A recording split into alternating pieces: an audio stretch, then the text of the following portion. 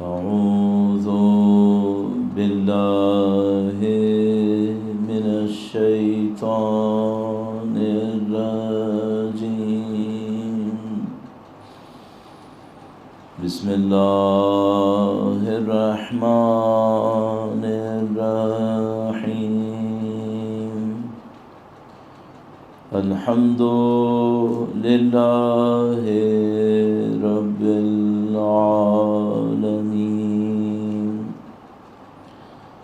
والصلاة والسلام على سيد الأنبياء والمرسلين، حبيب إله العالمين أبي القاسم محمد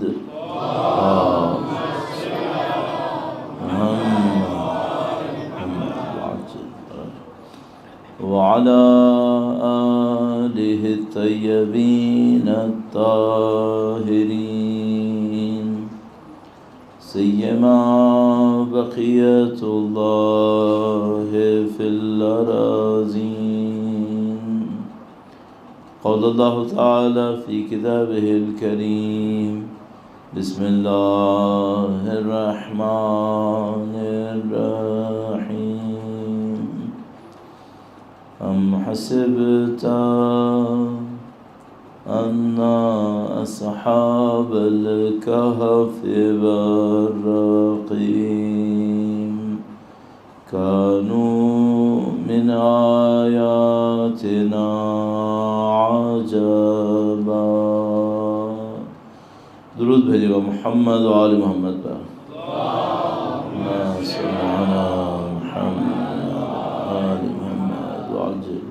خدا نے تعالیٰ کا انتہائی احسان، انتہائی لطف کرم. کتنا اس معاملے میں شکر بجا لائے کم ہے. خدا تعالیٰ نے دین کو شعور نصیب کیا، اپنی ہدایت نصیب فرمائی، سید الشہداء کی عزاداری کی سعادت نصیب فرمائی. اللہ کی دی ہوئی اس نعمت کا شکر بجا لانے کے لیے خدا کا قانون ہے: ان شکرتم لازیدنکم، اگر تم شکر کرو گے تو میں نعمتوں کو بڑھا دوں گا، یقیناً بڑھا دوں گا. خدا نے تاکید کی.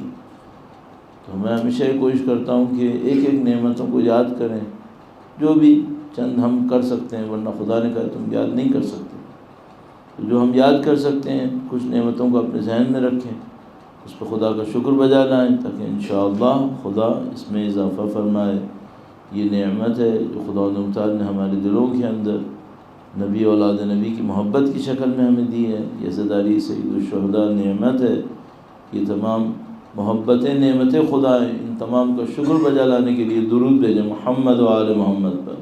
اللہم صلی علی محمد و آل محمد. خدا تعالیٰ نے قرآن کریم میں بالکل شروع میں جو ایمان لائے مومن ہیں ان کی نشانی بتائی کہ یہ غیب پر ایمان لائیں. یؤمنون بالغیب، یہ غیب پہ ایمان لائیں. غیب کیا ہوتا ہے؟ ہم لوگ غیب آرام سے سادہ ترین الفاظ میں جو ہم لوگ کہتے ہیں، جو نظر نہیں آتا. ایک تو اردو میں کہتے ہیں غائب ہو گیا. غائب کچھ اور ہے.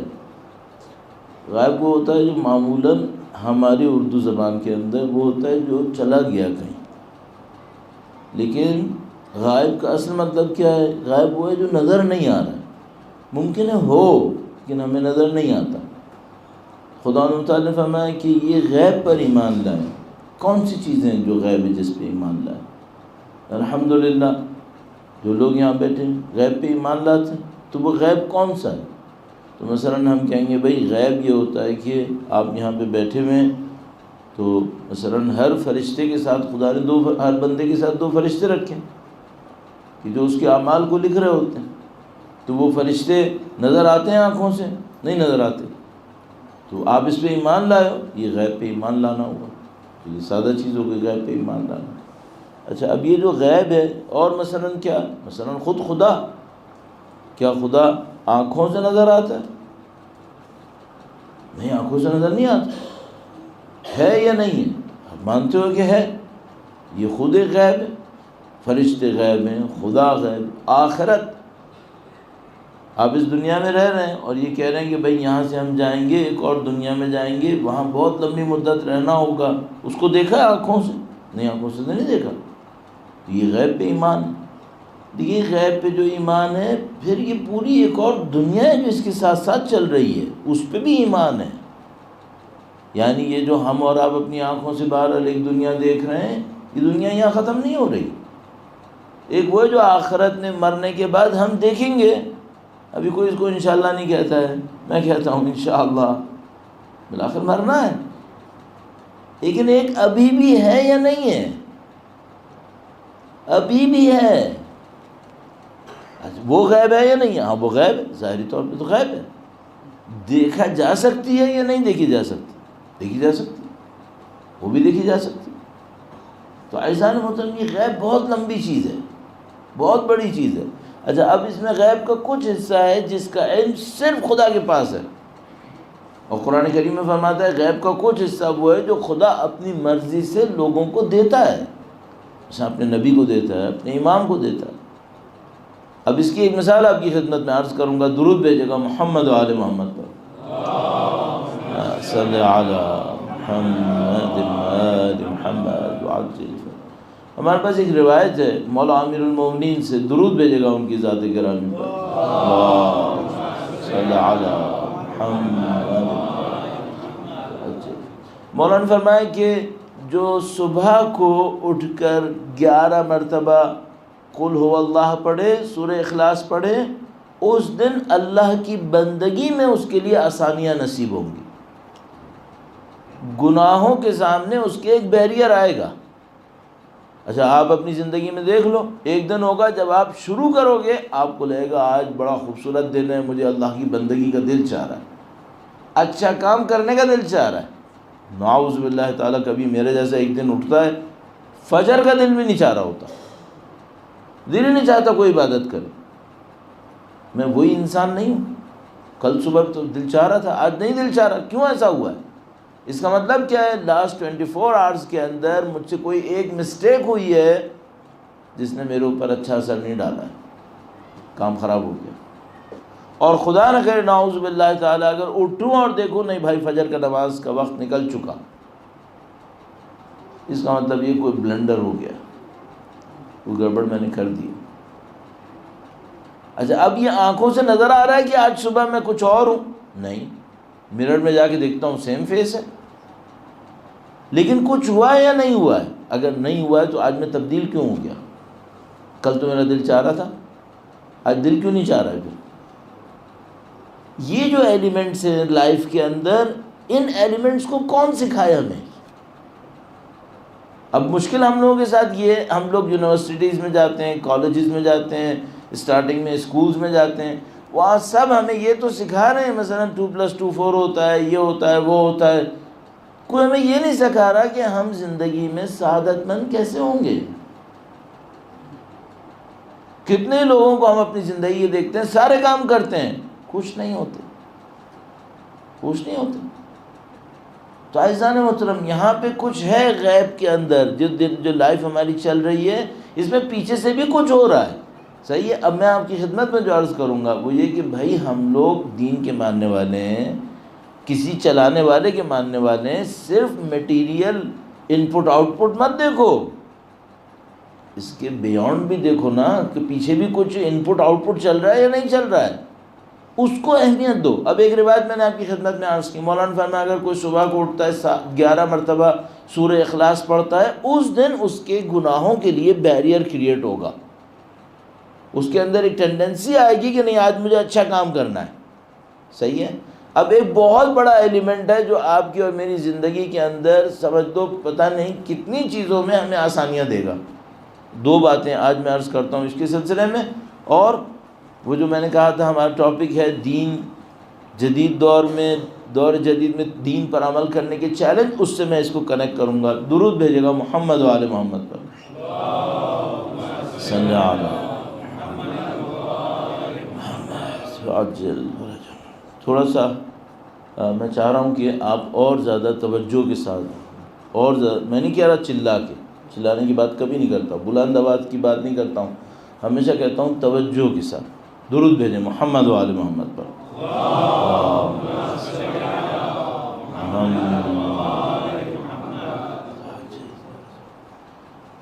کبھی آپ نے دیکھا ہے کہ آپ مثال کے طور پر کسی انسان کو ملتے ہیں اور وہ کسی مشکل میں ہے، آپ اس کی مشکل حل نہیں کر سکتے، کسی پرابلم میں ہے وہ، آپ اس کی پرابلم نہیں حل کر سکتے، کیا کر سکتے ہیں؟ جاؤ اس کے ساتھ تھوڑی دیر کے لیے بیٹھ جاؤ، 2 منٹ کے لیے وہ اپنا دل کھولے، تھوڑا سا اپنے غم کو آپ کے سامنے بول دے، اور اس وقت آپ کیا کرو؟ کان بن جاؤ۔ کان بن جاؤ کیا مطلب؟ جو بول رہا ہے سن لو، خاموشی سن لو۔ یہ جو کام آپ نے کیا ہے نا، یہ سمجھ لو آپ نے اپنی اگلی زندگی کے لیے بہت سارے دروازے کھول دیے۔ کیا کیا آپ نے؟ ایک شخص جو مشکل میں مبتلا تھا اس کے لیے آپ ہیلپ فل ہو گئے۔ اچھا آپ نے مشکل حل کر دی؟ نہیں، مشکل حل نہیں کی ہے، اس کے دماغ پہ ایک بوجھ تھا، آپ نے تھوڑا سا بوجھ کم کیا ہے۔ اب اس کا مطلب کیا ہے؟ اب یہ سمجھ لو یہ آپ نے ادر ورلڈ جو غیب کی دنیا ہے اس میں بہت بڑی ایک مشین کو کرنٹ دے دیا ہے۔ اب یہ مشین آپ کے لیے چلنا شروع ہو گئی، اب یہ مشین آپ کے لیے کام کر رہی ہے۔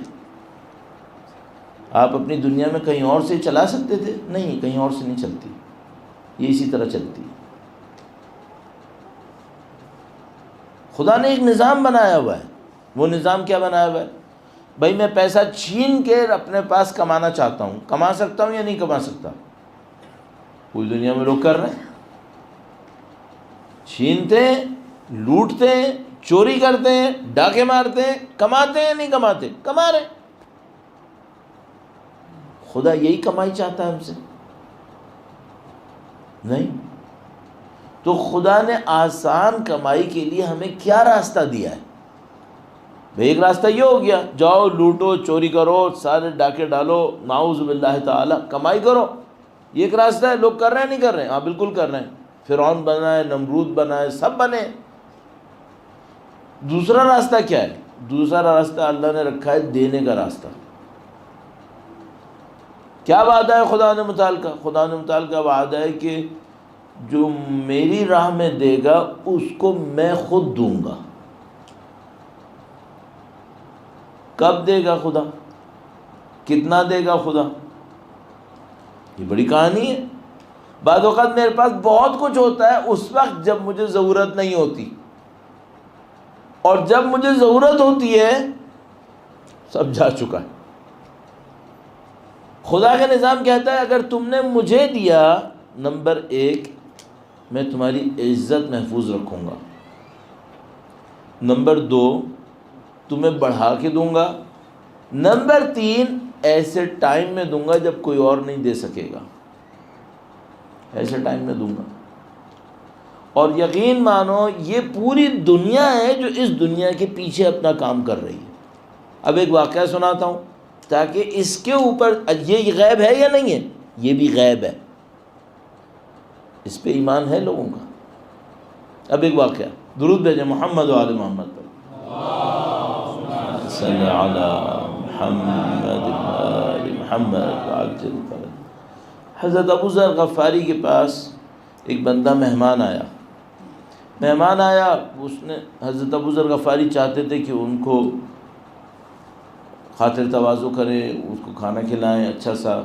اچھا یہ بھی عرض کرتا چلوں، پہلے مہمان نوازی پہلے ایک بات کہی ہے، اس زمانے میں ایک اور کام یہ ہوتا تھا، جب مہمان جا رہا ہوتا تھا تو اس کے ساتھ کھانا دیا جاتا تھا۔ آج تو ہر جگہ ہوٹل کھلا ہوا ہے، آپ ریسٹورانٹ کھلا ہوا ہے، آپ جاؤ ریسٹورانٹ سے کھا لو۔ وہاں کیا صحرا میں ریسٹورانٹ کھلے ہوئے ہیں کہیں؟ وہ کوئی ریسٹورانٹ نہیں ہے بھائی۔ تو جو بندہ مکہ سے نکلا ہے، اب مکہ سے کہاں جائے گا؟ مثلا یمن جائے گا، اب اس کو ساتھ کچھ بھیجنا بھی تو پڑے گا، راستے میں کیا کرے گا؟ یہ مرے گا ورنہ پھر۔ تو مہمان کا ایک حصہ یہ بھی ہوتا تھا۔ اب حضرت ابو ذر غفاری کے پاس ایک مہمان آیا تو حضرت ابو ذر غفاری بہت خوش ہوئے کہ میرے پاس مہمان آیا۔ اس مہمان کو کہا کہ میرے گھر کے باہر میرے کیملز بندھے ہوئے ہیں، اونٹ 6 8 پتہ نہیں کتنے، زیادہ امیر نہیں تھے وہ، کم تھا ان کے پاس. تو کہا میرے پاس کچھ اونٹ بندھے ہوئے ہیں، تم خود جاؤ اپنے لیے ایک اونٹ سلیکٹ کرو، میں اسے سلاٹر کروں گا، تمہارے لیے کھانا تیار کروں گا، لے کے جانا ساتھ پھر. اچھا وہ بندہ میری طرح کا بندہ تھا، پیسہ دیکھنے والا.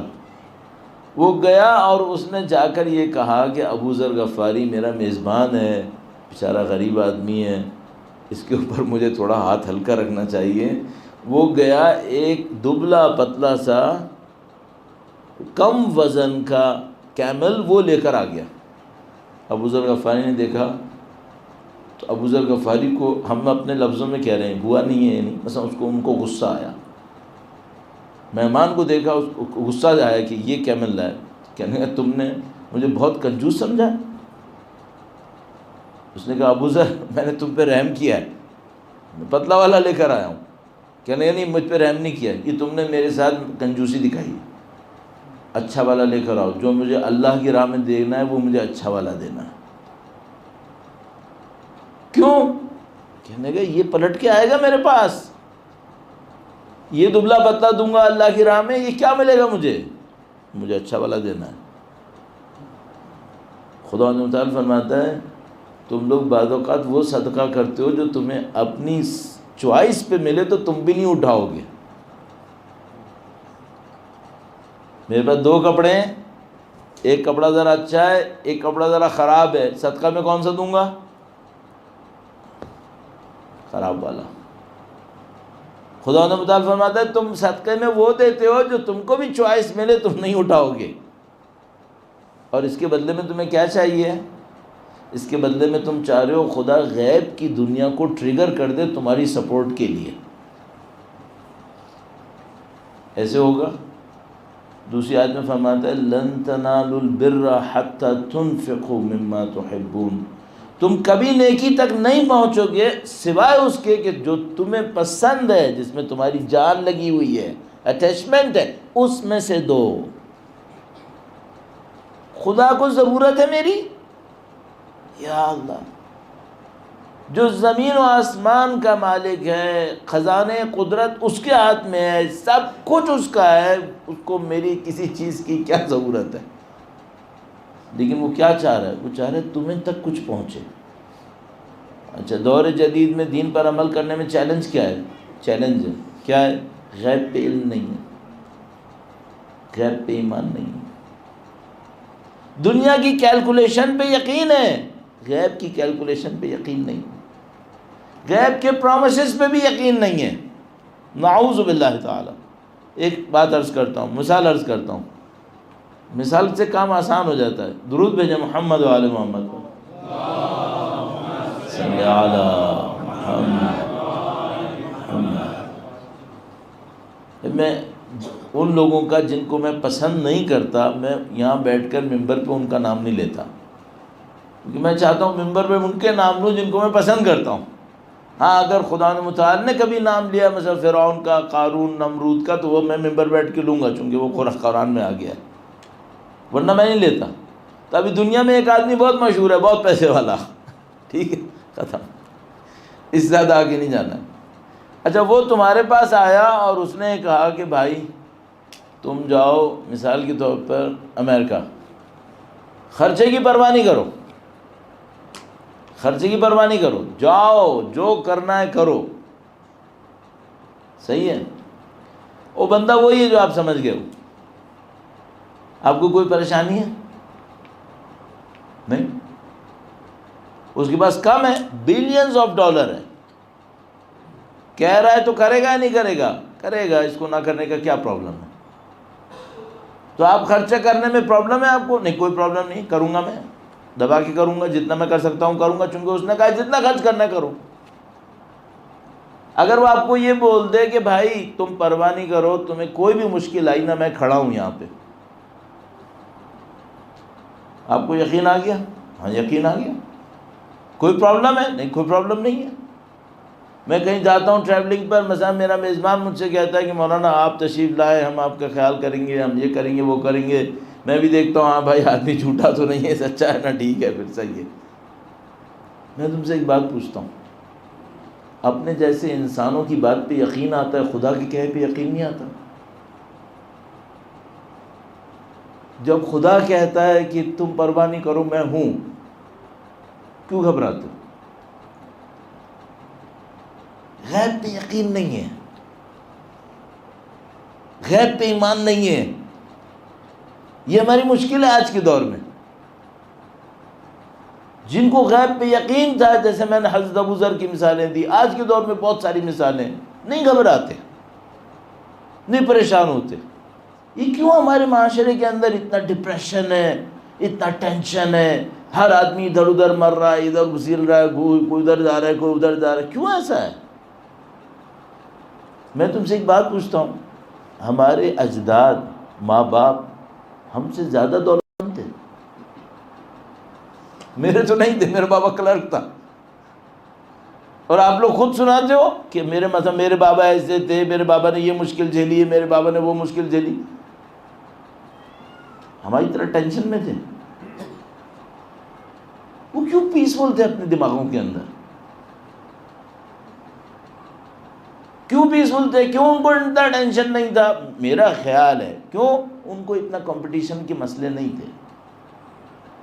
ابھی ہم لوگ اس بات پہ مر رہے ہیں، اس کا گھر اتنا ہو گیا، میرا گھر اتنا ہو گیا، اس کی گاڑی اتنی، اس کی گاڑی اتنی۔ مجھے ایک بات سمجھ میں آئی، جو بہت بڑا ایک فرق ہے نا، اب میں اس کو ایک دائیں جلدی سے اسکپ کر کے لے کے جاتا ہوں، بہت بڑا ایک فرق ہے وہ پیچھے اور آج میں۔ وہ کیا ہے؟ اگر میرے نانا غریب تھے نا، میرے دادا غریب تھے، تو عزت کم نہیں تھی۔ آج جو مصیبت ہے وہی کہ اگر میں غریب ہوا تو میری عزت بھی گئی۔ یہ جو ہر آدمی دولت کے لیے چوری کر رہا ہے نا، اس کی وجہ یہ ہے، ہم نے دولت اور عزت کو اٹیچ کر دیا ہے۔ جس کے بعد دولت ہوگی اس کو ہم عزت دیں گے، جس کے بعد دولت نہیں اس کو ہم عزت نہیں دیں گے۔ ابھی مجھے بتاؤ، کسی کو عزت چاہیے نہیں چاہیے؟ ہر دیوانے کو بھی عزت چاہیے بھائی، تم دیوانے کو بھی بے عزتی کرو کھڑا ہو جائے گا وہ۔ تو اگر تم کو ملک سے کرپشن نکالنا ہے، ٹینشن نکالنا ہے، تو بھائی خدا کا واسطہ ایک کام کرو، اپنے غریبوں کو عزت دو۔ اب آپ تمام آیتیں لاؤ، روایتیں لاؤ، اہل بیت کے طریقے لاؤ، دیکھو غریبوں کو عزت دیتے تھے یا نہیں دیتے تھے؟ دیکھو اس کو، غریبوں کو عزت دیتے تھے۔ کیوں خدا نے حدیث معراج کے اندر اپنے نبی کو خطاب کیا؟ معراج جو حدیث ہے، بہت مشہور حدیث، اس کے اندر اللہ نے نبی کو خطاب کیا احمد کے نام سے، یا احمد، درود بھیجنا محمد و آل محمد پر، صلی علی محمد آل محمد وعجل فرج۔ فرمایا، نبی کا نام لے کر کہا، اے احمد ان غریبوں کے ساتھ بیٹھو، ان غریبوں کے ساتھ بیٹھو۔ اتنے واقعات ہمارے پاس اہل بیت اطہار علیہ السلام سے ہیں۔ کیوں ایسا ہے؟ ایک بات تو چلو ہم کہتے ہیں بھائی ہیومینٹی کی خاطر، اہل بیت ہیومینٹی کی رسپیکٹ کرتے تھے۔ ہیومینٹی کے پیچھے ایک اور بہت بڑی واقعیت ہے، حقیقت ہے۔ وہ کیا ہے؟ وہ حقیقت یہ ہے کہ بھائی اگر تم نے غریب کو عزت نہیں دی، یہ عزت لینے کے لیے گردن بھی کاٹے گا۔ پھر اس کو عزت دے دو، اس کو عزت دو، تمہارا مال بھی محفوظ رہے گا، تم بھی محفوظ رہو گے۔ تم نے اس کو عزت نہیں دی نا، پھر یہ گردن کاٹے گا۔ اور تیسری بات کیا ہے؟ تیسری بات یہ ہے کہ تم جس دن غریب کو عزت دیتے ہو نا، خدا تمہارے لیے رزق کے دروازے کھولنا شروع کر دیتا ہے، تمہارے لیے رزق کے دروازے کھولتا ہے۔ کیوں؟ اس نے میرے بندے کی عزت کی۔ تو بھائی یہ جو غیب پہ ایمان نہ ہونا ہے نا، یہ آج کی مصیبت ہے۔ غیب پہ ایمان لاؤ، اور جیسے ہی آپ اور میں سوچتے رکھتے ہیں کہ ہاں بھائی یہ پیچھے کوئی اور ورلڈ بھی ہے، وہاں سے بھی کچھ ہو رہا ہے، ٹھیک ہے، تو پھر آپ کی دنیا تبدیل ہونے لگتی ہے۔ اب میں ایک بات سناتا ہوں، ایک بندے خدا میرے پاس ملنے آیا، اس زمانے میں اسکول میں پڑھاتا تھا، تو مجھ سے ملنے آیا، تو بات چیت ہوئی ایسی، تو مجھ سے کہنے لگے کہ رزق کو بڑھانے کے لیے مثلا کیا کرنا چاہیے۔ تو ایسی بات ہو رہی تھی، تو میں نے اس سے کہا کہ پتہ نہیں کہاں سے بات نکلی، تو مجھ سے کہنے لگا کہ ایک اس کا پارٹنر ہے، کہنے لگا میں اس کے گھر پہ گیا ایک دفعہ، غور سے سننا، تو وہ کہنے لگا کہ اس نے سنایا مجھے واقعہ، بندے کو جو مجھے ملنے آیا تھا، کہنے لگا کہ میں اپنے پارٹنر کے گھر پہ گیا تو وہ کہنے لگا بہت ٹینشن میں تھا، پریشان تھا، آفس میں گیا ملنے کے لیے تو ٹینشن پریشانی. تو اس نے کہا کہ بھائی تم ٹینشن میں کیوں ہو؟ کہنے لگا میرا بزنس ڈوب رہا ہے، میرا بزنس اچھا نہیں جا رہا. تو اس نے کہا کہ چلو بہتر ہو جائے گا، یہ ہو جائے گا. کیوں تمہارے خیال میں کیوں بزنس خراب جا رہا ہے؟ تو پیچھے ایک تصویر لگی ہوئی تھی پیکاک کی، مور کی. تو کہنے لگا مجھے لگ رہا ہے یہاں سے ساری گڑبڑ آ رہی ہے. کہنے لگا نہیں یہاں سے نہیں آ رہی ہے، ڈراز کھول، وہ جو بوتل رکھی ہے نا وہاں سے آ رہی ہے. انسان کیا کرتا ہے؟ اپنی خرابیوں کو خود نہیں دیکھتا، کسی اور کے کندھے پہ ڈالتا ہے. تصویر میں کچھ نہیں ہے، کیریکٹر ہے. کیریکٹر لاؤ. یہ کہاں ڈھونڈ رہے ہو تم تصویر کے اندر؟ تصویر سے بدبختی آئی ہے، پتہ نہیں نارتھ ساؤتھ ہو گیا اور یہ ویسٹ ساؤتھ ہو گیا. او بھائی مین چیز تمہاری کیریکٹر ہے، تمہاری انٹینشن ہے. انٹینشنز کیا تھی؟ سب سے بڑی جو برکت انسان کے ذہن کے اندر لائف میں آتی ہے وہ کہاں سے آتی؟ نیت سے آتی. یہ آنکھوں سے نظر آتا ہے؟ نہیں. غیب ہے؟ ہاں یہ ایک ٹائپ آف غیب ہے. اس پہ ایمان ہے لوگوں کا؟ اگر ایمان ہوتا اس کے اوپر تو پھر یہ مکاریاں ہوتی دنیا کے اندر کیا. اب ایک واقعہ اور عرض کرتا ہوں، واقعات سے پھر میں کہہ رہا ہوں آسان ہو جاتا ہے ذرا کام. میں بولتا رہتا ہوں چیزیں کچھ بعد لوگوں کو سمجھ میں آئیں گی، بعد نہیں سمجھ میں آئیں گی. واقعہ کام آسان کر دیتا ہے. درود بھیجیں محمد و آل محمد پر. صلی علی محمد محمد وعجل فرجہ. آیت اللہ محمد حسین طباطبائی، تفسیر المیزان کے مصنف. نام سنا ہے یا نہیں سنا ہے؟ نہیں سنا ہے تو محروم ہوں. یہ اتنا بڑا نام ہے، اس کو سن لینا چاہیے. تفسیر المیزان کے مصنف علامہ محمد حسین طباطبائی. ان کے استاد تھے سید علی قاضی طباطبائی. یہ دونوں تبریز کے رہنے والے تھے. سید علی قاضی طباطبائی بہت بڑے عارف تھے، بہت بڑے عارف تھے. محمد حسین طباطبائی ان کے شاگرد تھے، ان کی فیملی سے بھی تھے، اور عمر میں ظاہر بہت کم تھی ان کے مقابلے میں. تو جب سید محمد حسین طباطبائی بالکل نئے نجف گئے، بالکل نجف گئے، اس وقت بھی کافی پڑھ کے آئے تھے اپنے علاقے سے. باپ بھی ان کے بہت بڑے عالم تھے. تو نجف پہنچے تو صبح کہیں ان کی ملاقات اپنے استاد سے ہوئی، سید علی قاضی سے. تو میرے خیال میں کچھ تفصیل تھی جو میرے دماغ سے نکل رہی ہے ابھی. تو اس میں انہوں نے اپنے اس رشتہ دار بچے کو دیکھا کہ جو نیا بچہ ہے، آیا ہے نجف پڑھنے کے لیے، صاف ستھرا پاکیزہ انسان. تو اس کی طرف دیکھ کر کہا بیٹا تمہیں دنیا چاہیے آخرت چاہیے؟ دنیا چاہیے نماز شب پڑھو، آخرت چاہیے نماز شب پڑھو. تمہیں جو کچھ چاہیے نماز شب پڑھو. اچھا بھائی یہ نماز شب کا معاملہ کیا ہے؟ نماز شب کا معاملہ یہ ہے کہ بھائی خدا نے ٹائمز کو تقسیم کیا ہوا ہے، وقت کو تقسیم کیا ہوا ہے. اگر تمہیں دنیا کے اندر میٹیریل بلیسنگز چاہیے، میٹیریل ویلتھ کی بات نہیں کر رہا، بلیسنگز میٹیریل ہو سکتی ہیں، بلیسنگز یس میٹیریل ہو سکتی ہیں. یعنی اچھا رزق چاہیے تو فجر سے لے کر سورج نکلنے تک جاگتے رہو. اور اگر اسپریچول رزق بھی چاہیے تو فجر سے پہلے والے وقت میں جاگتے رہو. تو اگر تم 2 گھنٹے کا ایک شیڈیول بنا لو، مثلا آج برونڈی میں بجمبورا میں فجر کی اذان ہے، مثلا ہمارے ہاں 5:10 کے اوپر نماز پڑھتے ہیں، صحیح ہے. تو مثلا اگر کوئی شخص یہ کرے آدھا پونا گھنٹہ اذان سے پہلے اٹھ جائے اور سورج نکلنے تک جاگتا رہے، اس دوران میں جتنا کر سکتا ہے اللہ کی عبادت کر لے. نہیں کر سکتا نا تو وہ ہمارا ایک دوست کہتا تھا جاؤ پودوں کو پانی دو، جاگتے رہو. یہ وقت ہے برکت کا، یہ برکت کا وقت ہے، صحیح ہے. یہ بھی ایک غیب ہے، ہاں یہ بھی ایک غیب ہے. یقین کرتے ہیں نہیں مانتے. سب انسان کے بچے بن کے 9 بجے اٹھتے ہیں. اور بھائی انسان کے بچے بن گئے اور کیا چاہیے؟ انسان کے بچے تم وہ فرشتوں سے اوپر جا سکتے تھے، اگر تم صحیح وقت پہ اٹھ جاتے تو بہت اوپر چلے جاتے. ابھی تم پھنس گئے ہو نیچے. اس کے بعد کیا ہوگا؟ اس کے بعد دن میں جو رزق اس کو 8 گھنٹے میں ملنا تھا، ابھی 14 گھنٹے یہ اپنے آپ کو تھکائے گا. یہ 14 گھنٹے تھکائے گا، لیکن اگر میں اس سے کہہ رہا ہوں نا اس وقت 2 گھنٹے جاگ دے، ادھر نہیں جاگے گا، ادھر اپنے آپ کو گھسیٹے گا. بندے خدا، تمہارا دین ہے، اس دین کے پیچھے thousands of years کے ایکسپیریمنٹس ہوئے ہوئے ہیں. تم کیوں اپنی زندگی برباد کر رہے ہو ان چیزوں کے اوپر؟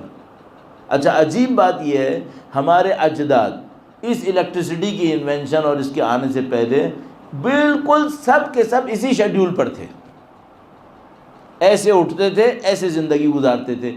جب سے یہ وہ خود مر گیا، ہمیں ڈال گیا مصیبت ایڈیسن، بجلی دے کر وہ دے کر گیا ہے، ہم لوگوں نے اپنی لائف کو پتہ نہیں کہاں پہنچا دیا. تو عزیزان محترم، برکت چاہیے یا نہیں چاہیے؟ تو جو برکت کے فارمولاز ہیں وہ جا کے ڈھونڈو نا. کیوں نہیں ڈھونڈتے؟ دین پر عمل کرنے میں چیلنج کیا آ گیا؟ چیلنج یہ آ گیا ہمیں غیب پہ یقین نہیں ہے.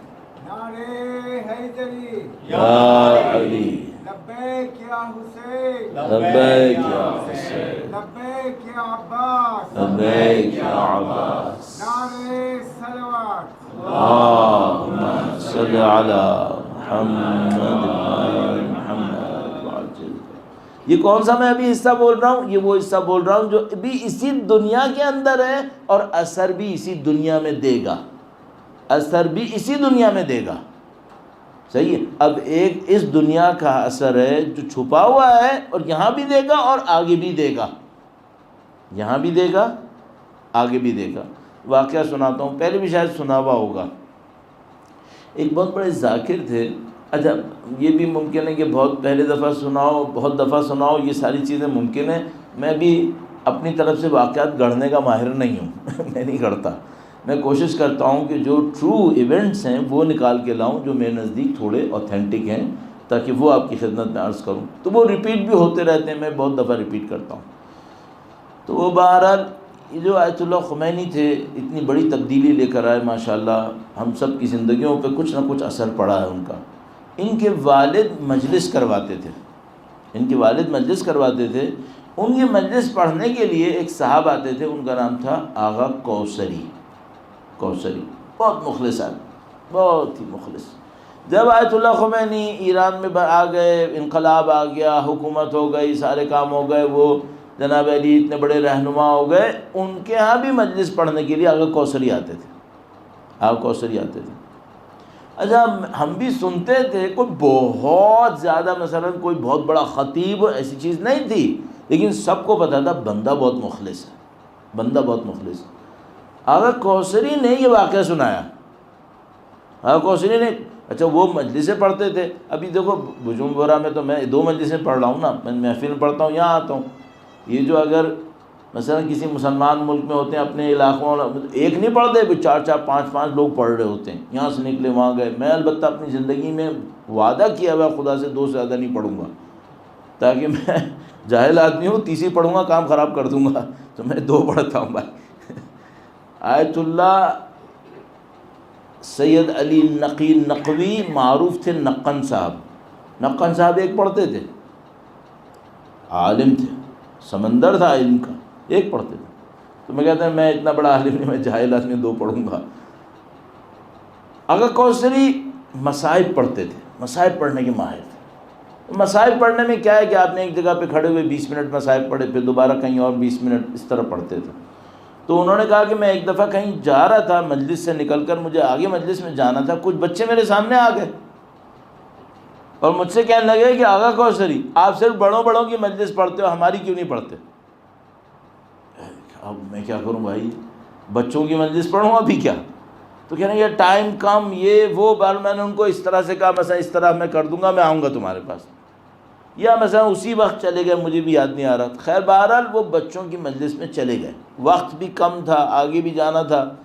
اب بتاؤ بچوں کی مجلس میں اتنا بڑا خطیب آ گیا ہے مسائل پڑھنے کے لیے، اب کو بچے کیا سنیں گے کیا پڑھیں گے. تو انہوں نے بہرحال مسائل پڑھے. اس کے بعد بچے کچھ چائے لے کر آئے. اب وہ قہوے کی طرح، قہوہ ہوتا ہے ایران کے اندر، وہاں دودھ والی چائے تو نہیں ہوتی، وہ قہوہ ہوتا ہے. تو وہ قہوہ ایک ٹرے کے اندر 4-5 کپ رکھ کے لے کر آئے، کہا یہ چائے پئیں.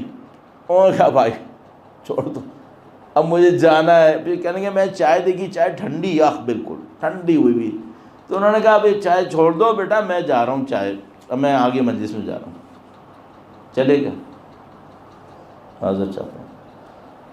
بی خواب میں تشریف لائیں. اگر کوثری چائے میں نے بنائی تھی، کیوں نہیں پی؟ کوثری پریشان، خواب میں یہ کیا ہو گیا؟ پھر بی بی نے کہا کہ کوثری تم نے جتنی مجلسیں پڑھی ہیں نا، یہ والی ہمیں پسند آئی، یہ تم نے بچوں کے ساتھ بیٹھ کے پڑھی، یہ ہمیں پسند آئی. یہ غیب ہے یا نہیں ہے؟ یہ غیب ہے. ایمان ہے اس پہ؟ ایمان لاؤ. پوری دنیا بسی ہوئی ہے، جتنی نظر آ رہی ہے کم ہے، جو نظر نہیں آ رہی بہت زیادہ چل رہی ہے. آپ کی اور میری خوش قسمتی کیا ہے، ہمیں اس غیب میں انٹرنس کے لیے دروازے مل گئے ہیں. انہی سے انٹر ہوتے ہیں. یہاں علم تابوت ذری، یہ نشانیاں ہیں ان کی، یہیں سے انٹر ہوتے ہیں. آگے وہ صحیح دروازے کے اوپر، صرف ایک مشکل رہ گئی ہے، انٹر ہو گئے نہیں ہوگے تمہاری مرضی. کیسے انٹر ہوتے ہیں اس میں؟ خلوص سے آؤ. بے لوس، اردو میں کہتے ہیں بے لوس، فارسی سے لیا ہے. لوس کا مطلب کیا ہوتا ہے؟ گندگی. بے لوس ایسی خدمت کرو جس میں کوئی گندگی نہ ہو. کیا مطلب؟ نیت پاکیزہ ہو، پاکیزہ نیت سے کام کرو. نوحہ پڑھ رہے ہو، پاکیزہ نیت لاؤ. عالم اٹھاتے ہو، پاکیزہ نیت سے لاؤ. پانی پلا رہے ہو، پاکیزہ نیت سے لاؤ. وہ جو دیکھنے والے ہیں وہ نہ میرے ہاتھ میں جو ہے وہ دیکھ رہے ہیں، نہ جتنا میں نے پیسہ خرچ کیا وہ دیکھ رہے ہیں. وہ صرف کیا دیکھ رہے ہیں؟ ہمارے لیے کیا یا کسی اور کے لیے کیا. خلوص لاؤ. جو اچھا کام کرو کوشش کرو کسی کو مت بتاؤ، کسی کو نہیں بتاؤ، خود بھی بھول جاؤ. کیوں؟ دماغ میں رہے گا تو کہیں نہ کہیں زبان پہ لاؤ گے. یہ ہم بے وقوفوں کی عادت ہے. ہم لوگ چھوٹا سا بھی ایک کام اچھا کرتے ہیں نا، ہم زبان پہ پھوٹ دیتے ہیں.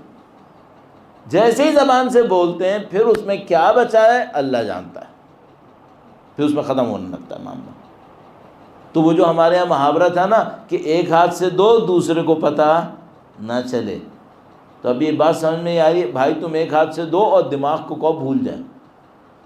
پہلے زمانے میں کہتے تھے نیکی کر، کوئی دریا کہتا تھا، کوئی کنواں کہتا تھا، کنویں میں ڈال، دریا میں ڈال. کیا مطلب؟ بھول جاؤ. اس وقت جو میرے خیال میں دین میں بہت بڑی مشکل آئی ہے، میں نے آپ کا بہت وقت لیا، اس کو اختتام پہ لے کے جاؤں. یہ جو ہمارا غیب سے کنیکشن ہے نا، یہ ڈسکنیکٹ ہو رہا ہے. اور یہ ڈسکنیکٹ کیوں ہو رہا ہے؟ یہ ہماری شو بازیوں کی وجہ سے، یہ ہماری ریاکاریوں کی وجہ سے، ہمارے خلوص میں کمی کی وجہ سے. ماشاءاللہ آپ لوگ کافی سنبھلے ہوئے لوگ ہو، الحمدللہ رب العالمین. لیکن چیلنج، یہ چیلنج ہے، خلوص کا چیلنج. آپ اس چیلنج کو اٹھائیں. ماشاءاللہ آپ نے محنت کی بھی ہے، اپنے خلوص میں اور اضافہ کریں، برکتیں ان کی طرف سے. اور یہ بھی عرض کرتا چلوں، صرف برکتوں کو گاڑیوں گھروں کے اندر مت دیکھنا. سب سے بڑی برکت کیا ہے؟ سب سے بڑی برکت یہ ہے کتنا اچھا کام تم کر سکے ہو اللہ کی خاطر خلوص کے ساتھ. یہ برکت ہے سب سے بڑی، یہ سب سے بڑی برکت ہے. تو عزیزان محترم، یہ بہت بڑا ایک چیپٹر ہے. میں اس کو جتنا بھی سمرائز کروں، یہ تو بعض اوقات کیا ہوتا ہے کہ 5 مجلسیں اسی کے اوپر بولنی پڑ جاتی ہیں. اور مجھے جو سمجھ میں آتا ہے، وہ جو علم اخلاق والے ہیں وہ تو شاید ساری زندگی صرف اسی کو سکھاتے ہیں کہ آدمی نے خلوص کیسے لے کر آنا ہے. اب میں ایسی ایک بات کہہ رہا ہوں کہ آپ صرف سمجھ رہے ہوگے کہ بھئی خلوص یہ ہوتا ہے کہ آپ کی نیت خالص ہو جائے. نہیں، خلوص کی کہانی بہت لمبی ہے. 20 سال 30 سال لگتے ہیں خلوص تک پہنچنے میں. تب وہ مرحلہ آتا ہے جب انسان کو پتہ ہوتا ہے کہ ہاں اب جو ہے وہ کہانی بہتر جگہ کے اوپر آ گئی ہے. صحیح. درود بھیجیں محمد و آل محمد پر. صلی علی محمد آل محمد وعجل فرجهم. اس چیلنج کو اٹھانے میں، اپنے اندر خلوص لانے میں آسان ترین راستہ کیا ہے؟ 2 جملوں میں اس کو ختم کرتا ہوں. محاورے میں 2 جملے کہہ رہا ہوں، 4-5 بھی بول دوں گا. آسان ترین راستہ کیا ہے؟ چھوٹے چھوٹے نیک کام کرو اور کسی کو خبر نہ ہونے دو. بڑے بڑے کاموں کی مت سوچو، بڑی سی بلڈنگ بنواؤں گا، بڑا کام نہیں، بڑے کام نہیں کرو.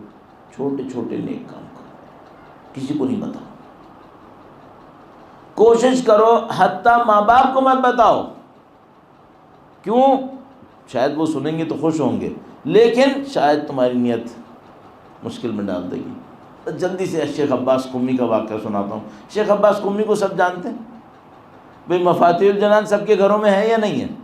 میں دنیا میں جہاں جا رہا ہوں، جہاں جاتا ہوں، عرب ہو، ایرانی ہو، ہندوستانی ہو، پتہ نہیں افریقہ کا ہو، امریکہ کا ہو، جس کے گھر میں جاؤ مفاتیح الجنان موجود ہے. صحیح. اب یہ معاملہ یہ نہیں ہے کہ کوئی پرنٹنگ پریس مفاتیح الجنان کے اوپر مہربان ہو گیا ہے. نہیں، اس کا مطلب ہے پیچھے کسی نے قبول کیا ہے اس کو. یہ کتاب ہے شیخ عباس قمی کی. شیخ عباس قمی نے ایک اور کتاب لکھی تھی، منازل الآخرہ، آخرت کے منازل، جو لائف آفٹر ڈیتھ ہے اس کے اسٹیجز. ان کے جو والد تھے بہت نفیس پاکیزہ آدمی تھے. وہ حرم میں، قم میں، بی بی کے حرم میں مغرب اور عشاء کی نماز کے درمیان کھڑے ہو کر وہ جو خطیب بولتے تھے ان کو سنتے تھے. تو ایک دن اپنے بیٹے شیخ عباس قمی سے کہنے لگے، بیٹا عباس تم کوئی اچھی سی کتاب لکھو. تو انہوں نے کہا کیسی کتاب لکھوں؟ کیونکہ ان کو پتا تھا یہ کتابیں بہت لکھتے ہیں، بہت کتابیں لکھی. کہا کوئی اچھی سی کتاب لکھو. کہنے لگے میں کون سی کتاب لکھوں؟ کہنے لگے ہمارے یہاں میں جہاں نماز پڑھنے جاتا ہوں نا، وہاں مغرب عشاء میں ایک آدمی کھڑا ہوتا ہے عالم، وہ ایک کتاب سے پڑھ رہا ہوتا ہے، بہت اچھی کتاب ہے. وہ جب پڑھتا ہے نا تو میرے دل کے اوپر بہت اثر ہوتا ہے، کاش تم بھی ایسی کوئی ایک کتاب لکھ دو. تو انہوں نے کہا بابا کون سی کتاب ہے؟ تو وہ گئے اس عالم سے معلوم کیا تو وہ منازل الآخرہ سے پڑھتا تھا. جو کس نے لکھی تھی؟ شیخ عباس قمی نے. ابا کو نہیں پتا تھا. ابا شام کو آئے مثلاً اور شیخ عباس سے کہتے ہیں بیٹا میں نے معلوم کر لیا کتاب کا نام منازل الآخرہ ہے، کاش تم بھی کوئی ایسی کتاب لکھ دو. ابھی ان کو کیا بولنا چاہیے تھا؟ میں ہوتا تو کہتا ابا کیسی باتیں کر رہے ہو، کتاب تو میری ہے.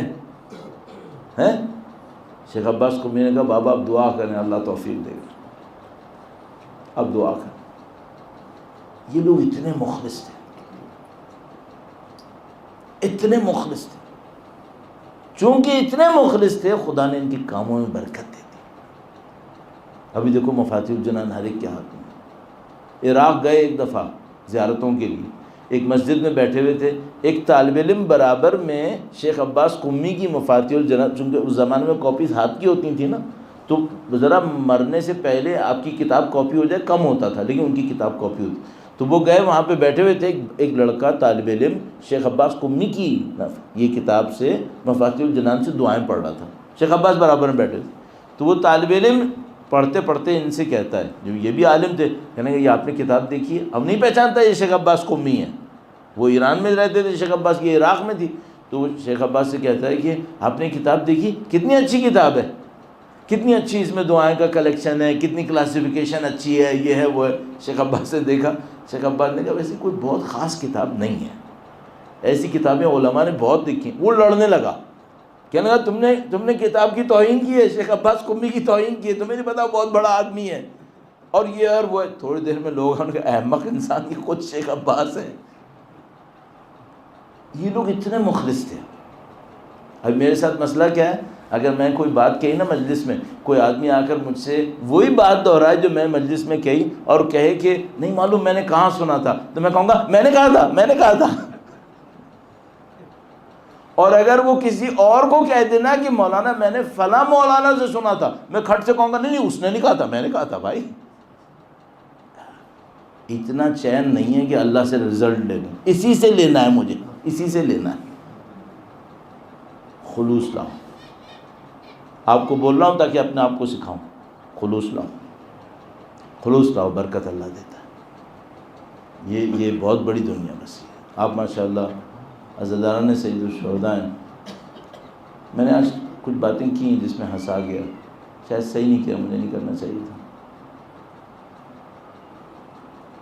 شاید میں آپ کی توجہ لینا چاہتا تھا تاکہ آپ اس ٹاپک کے اوپر بور نہ ہوں۔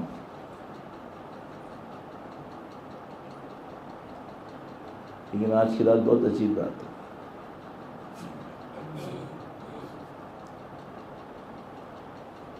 دو طریقے ہیں دیکھنے کے۔ ایک طریقہ ہے کہ سوچو کہ کربلا 1400 سال پہلے ہوئی تھی۔ ایک طریقہ ہے کہ نہیں، کربلا ابھی ہوئی ہے، ابھی ہو رہی ہے۔ ایک لیڈی ڈاکٹر تھی، بچوں کی اسپیشلسٹ، چائلڈ اسپیشلسٹ، وہ کربلا گئی۔ قصہ مختصر، سید الشہداء خواب میں اس کو نظر آیا، خواب میں نظر آیا، اس سے کہا تم پردہ صحیح کیا کرو، یہ کرو وہ کرو۔ اس نے کہا ٹھیک ہے۔ اس کے بعد سید الشہداء نے کہا تم بچوں کی بیماریوں کا علاج کرتی ہو نا؟ اس نے کہا ہاں میں چائلڈ اسپیشلسٹ ہوں۔ تو کہا میرے پاس بھی ایک بچہ ہے۔ تو کہتی ہے مجھے خواب میں امام حسین علی اصغر کے پاس لے کر گئے، کہا یہ میرا بیٹا۔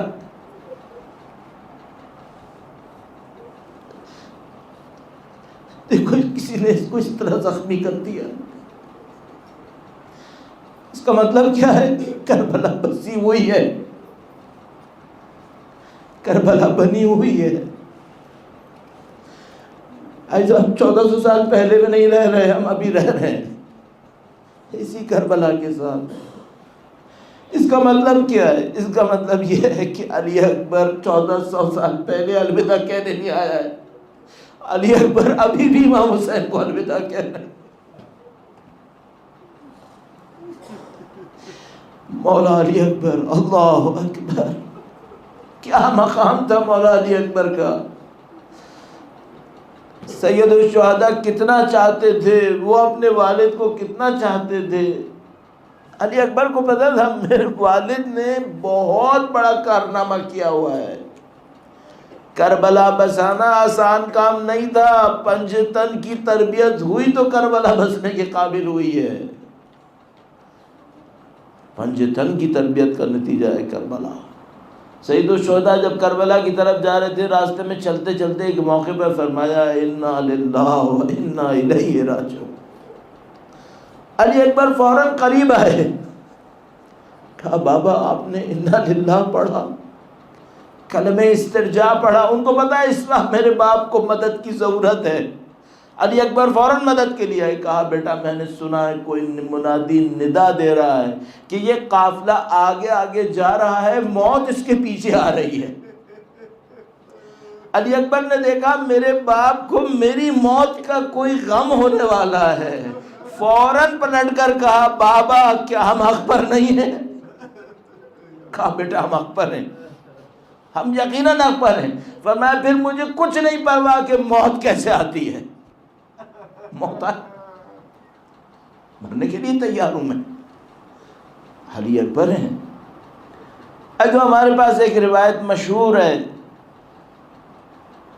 مستند، وہ یہ کہ علی اکبر شکل میں مکمل شبیہ تھے، ایک جیسے تھے رسول اللہ کے۔ لہذا ہمارے پاس جو عناوین موجود ہیں حضرت علی اکبر کے لیے، اس میں کہتے ہیں ہم شکل نبی، ہم شکل نبی، یعنی شکل میں نبی کے بالکل ایک جیسے تھے۔ یہ بات اتنی عجیب تھی کہ جو لوگ مدینہ زیارت کرنے کے لیے آتے تھے ان کو لوگ بتاتے تھے اگر تم نے رسول اللہ کو اپنی آنکھوں سے نہیں دیکھا تو علی اکبر کو دیکھ لو، اتنا شبیہ رسول ہے یہ۔ علی اکبر شبیہ رسول صرف شکل میں نہیں تھے، آواز میں بھی شبیہ رسول تھے، اس لیے سید الشہداء نے عاشور کے دن علی اکبر سے کہا بیٹا تم اذان دو گے۔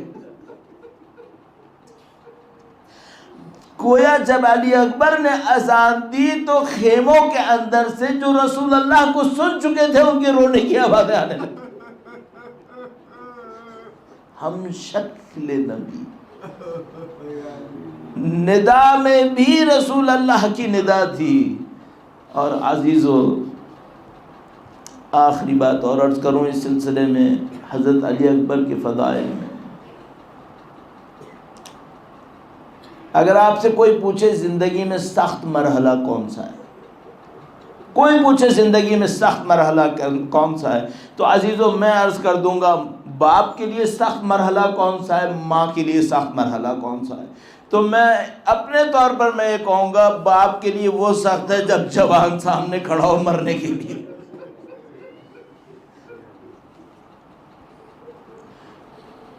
اور ماں کے لیے کون سا سخت ہے، ابھی رک جاؤ میں ابھی عرض کروں گا۔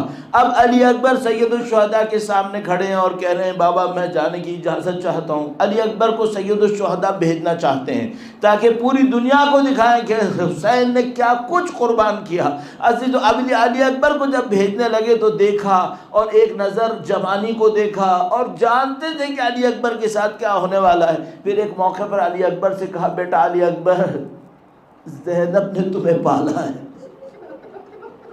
جاؤ اپنی پھوپھی سے اجازت لے کر آؤ، ماں کی طرح پالنے والی ہے۔ عزیزو اگر باپ کے لیے سخت بیٹے کا خدا حافظ کرنا ہے نا تو بیٹے کے لیے سخت زینب سے الوداع کرنا ہے۔ اب آئیں بی بی زینب کبریٰ سلام اللہ علیہا سے الوداع کرنے کے لیے۔ ایسے بڑی عجیب روایتیں ہیں ہمارے پاس۔ دشمن کی ایک روایت ہے، دشمن کی روایت ہے، وہ کہتا ہے جب علی اکبر خیمے کے اندر داخل ہوئے تو ایسا ماتم ہوا کہ عاشور کے دن ایسا ماتم نہیں ہوا تھا۔ ایسے بیویاں رو رہی تھی علی اکبر سے، کوئی علی اکبر جیسے ہی باہر نکلنے لگتے تھے کوئی بھیا کہہ کے لپٹ جاتی تھی۔ ہمارے پاس ایک رسم ہے 7 قدم آگے بڑھتے ہیں 7 قدم پیچھے ہٹتے ہیں۔ البتہ میں اس کو عبادت کے طور پہ نہیں کہہ رہا ہوں کہ صرف رسم کے طور پر لوگ اس کام کو انجام دیتے ہیں۔ تو بعض لوگ اس کی سند ڈھونڈتے ہیں کہ بھائی اس کی سند کہاں پر ہے، تو بیان کرتے ہیں کہ جب علی اکبر خیمے سے نکلنے لگتے تھے تو کوئی بیوی ان کو اپنی طرف کھینچتی تھی، علی اکبر بار بار نکلتے تھے اور پیچھے آتے تھے۔ اب یہاں پر میں علامہ ذیشان ادر جوادی صاحب کی ایک روایت پڑھوں گا۔ عزیزو میں آرام سے پڑھ رہا ہوں تاکہ میں روایتوں کو پورا پڑھوں، اور میں کوشش کروں گا وقت کم لوں تاکہ آپ ماتم کر سکیں انشاءاللہ۔ ایک روایت بڑی عجیب روایت پڑھی ہے علامہ ذیشان ادر جوادی صاحب اللہ مقامہ شریف نے۔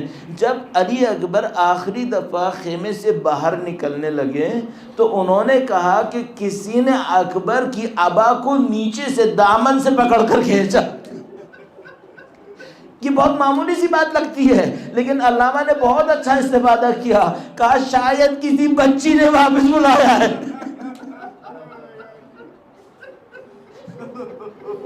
شاید کسی بچی نے واپس بلایا ہے۔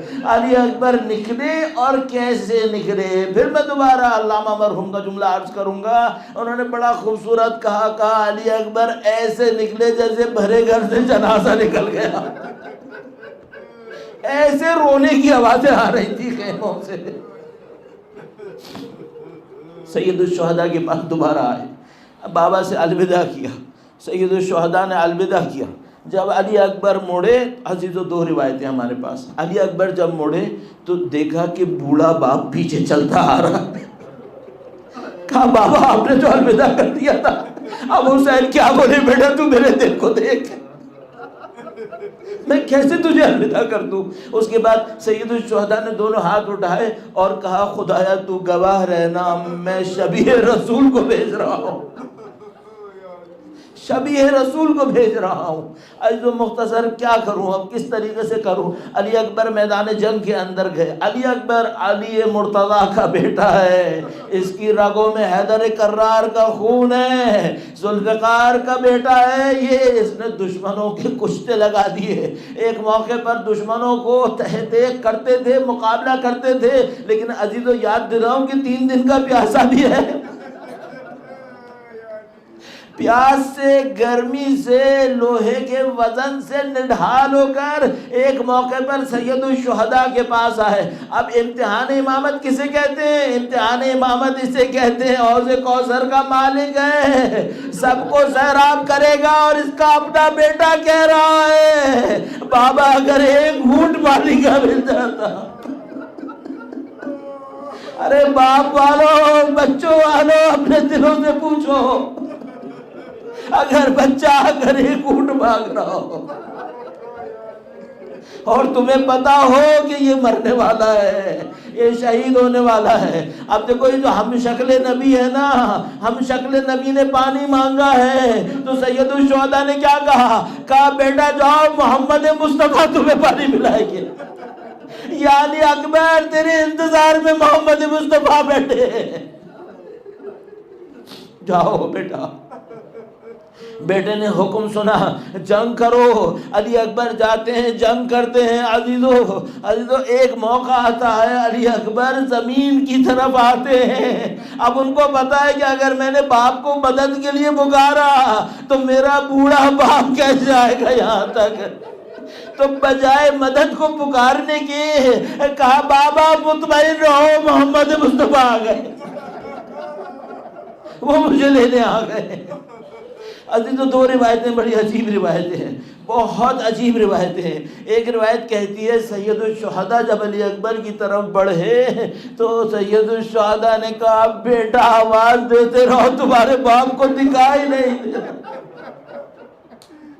گویا سید الشہداء، ایسا آپ جو روایت ہے یہ بڑی عجیب روایت ہے، میں نے سنتا ہوں علماء سے، وہ کہتے ہیں جب سید الشہداء ایک دفعہ علی اکبر کی طرف بڑھ رہے تھے تو ایک موقع آیا کہ زمین پہ ٹٹولتے ہوئے بڑھ رہے تھے،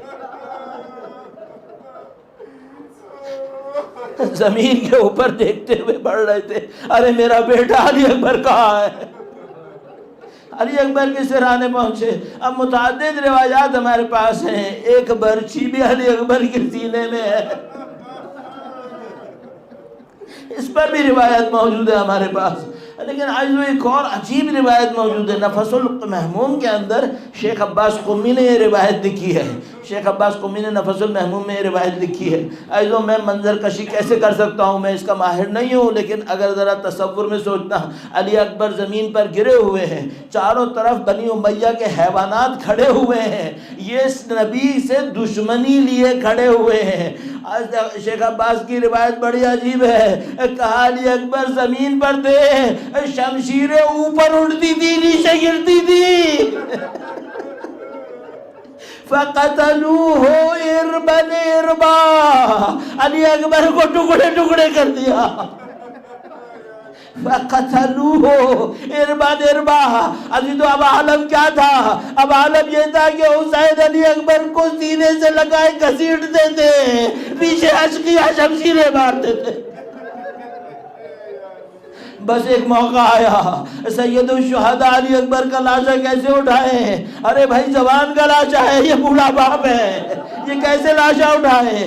اب روایت بیان کرتے ہیں، کہتے ہیں بی بی زینب کبریٰ خیمے کے دروازے تک آئی اور امام سے کہا بھیا کیا میں آؤں؟ بھیا کیا میں آؤں؟ اب مجھے مصائب ختم کرنے ہیں دوستو، ایک شعر کے اوپر میرا دل جب بہت زیادہ بھرتا ہے علی اکبر کے مصائب میں تو میں یہ شعر پڑھتا ہوں۔ شیخ یہ شعر بھی علامہ ذوالفقار حیدر جوادی صاحب نے پڑھا ہے، یہ میری طرف سے آپ کو تبرک ہے، جب کبھی رات کے وقت کبھی آپ کو علی اکبر کے غم میں رونا ہونا تو یہ شعر پڑھ لینا۔ بی بی زینب گویا امام حسین سے کہہ رہی ہیں لاشا ہے برابر کا بھیا سے نہ اٹھے گا۔ برابر کا لاشا کیا ہوتا ہے؟ جوان جب بڑا ہو جاتا ہے نا باپ کے برابر ہو جاتا ہے، لاشا ہے برابر کا، بھیا سے نہ اٹھے گا، میں پالنے والی ہوں، گودی میں اٹھا لوں گی۔ میں نے تو ساری زندگی گودی میں اٹھایا۔